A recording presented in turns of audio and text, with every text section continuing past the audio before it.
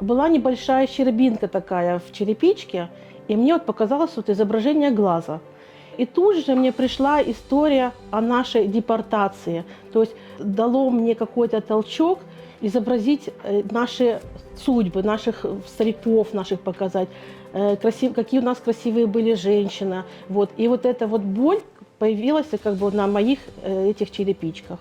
Портреты, которых я рисовала на черепице, это выдуманные портреты, я их просто взяла с головы. В одной из работ я показала женщину с руками, то есть нашу бабушку, наших стариков, где изобразила руки, именно трудовые руки, которые как бы всю жизнь работали.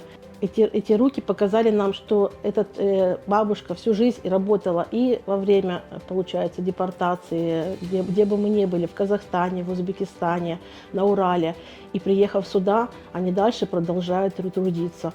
Именно черепица, она дает вот эту связь с историей. И как раз она мне подсказала, эта черепица подсказала именно, что я должна нарисовать этих стариков, показать их боль.